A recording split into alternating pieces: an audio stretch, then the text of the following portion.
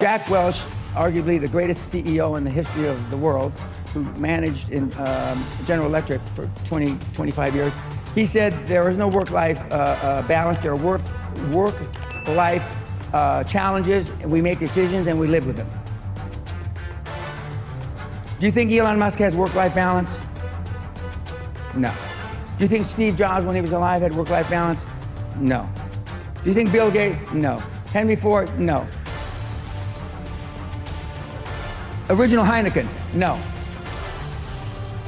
So if none of those people that created the wealth of the world had work-life balance, why do you think you're going to have it? Why? Because you deserve it? I don't think so.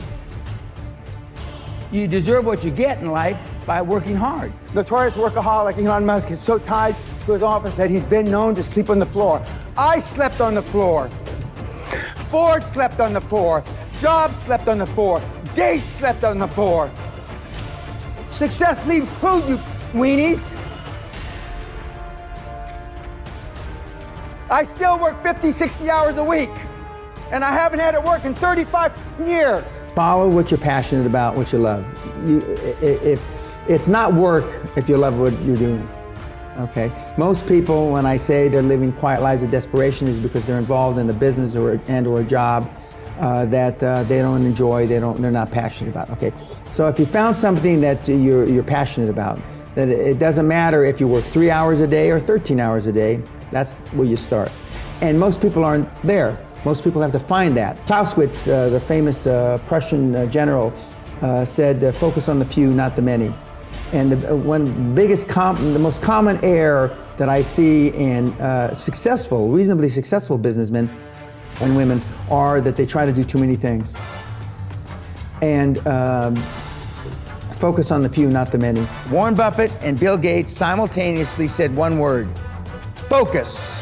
That's it, focus. And in the many years that I was 100% focused and I created a lot of wealth for myself, I only thought about one thing, and that was it. I'm not saying that it's easy, because if it were easy, there'd be like a QLA shop on every corner like Starbucks. My market is 700,000 people out of 7 billion, if you want to be me. 700,000 out of 7 billion. I don't know what fraction that is, but it's not a very big one. That's it. There's 700,000 people on the planet that can commit to the focus, the laser beam focus of the Gates, Trumps, Ellisons, etc. If you want to create generational wealth is wealth that you make in 20 to 25 years, because depending on where you Google it, a generation is 20 to 25 years. We do that, and I've taught, and I did it myself, how to do it in 4 to 7 years, and in virtually throwing everything that you've learned or read out the window. But it's focus, and not that many people can stay focused. In fact, that's an understatement, a gross understatement. Hardly anybody can stay focused.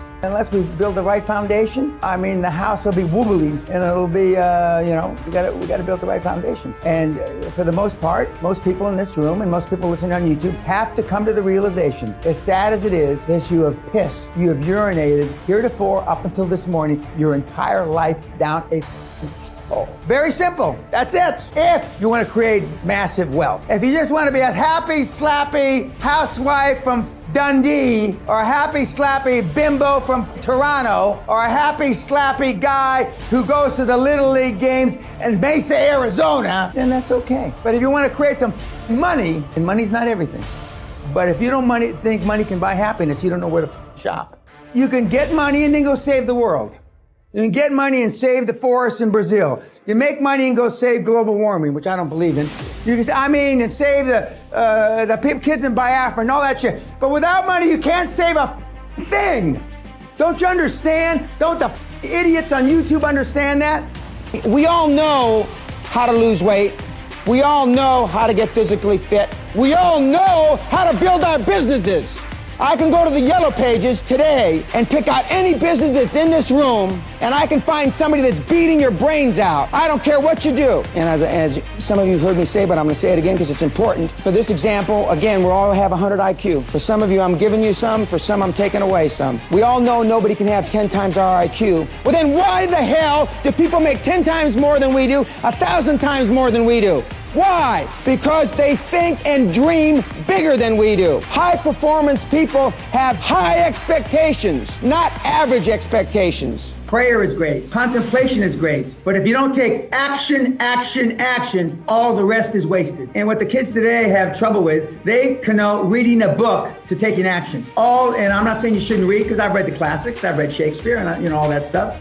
But it's not taking action. Taking action is pulling the trigger, going out and making something happen. And even if you fail. Most of you have not attained material wealth because you've stayed in your comfort zone. Every family has an aunt, an uncle, a grandfather that went out and lost a family fortune, right? Uncle Harry, crazy Harry, he lost 20,000, 50,000, a million, whatever the number is. Well, that resonates in you, in your brain, your little pea brain. And then you hear another one. Your roommate in college, he's got an Uncle Harry. So pretty soon, the only input that you have is people losing their family fortune. That affects you, i.e., you then live within your comfort zone, i.e., you don't take risks. A turtle can only move forward when it sticks its head and its feet out. And when it sticks its head and its feet out, it's most vulnerable, right? Biggest risk. Most of you have lived a bubble-wrapped life. Most of you have been risk-averse. Why you are where you are? Because you just didn't do it. You didn't want to make a mistake. You got a mortgage. You got 2 ex-wives. You got a 15-year-old daughter who's pregnant. Your dad's got Alzheimer's. Your mother's got emphysema, spitting up blood. I can go on and on and on and on. But the bottom line is, if you had 15 years ago, you had just done it. 10 years ago, you had just done it. 5 years ago, if you had just done it. 6 months ago, if you just done it, you probably wouldn't be in the position you're in now. So I'm saying no matter what your age is, it's still time to just go out and do it. Just go out and do it. What are you going to tell your children? What are you going to tell your grandchildren?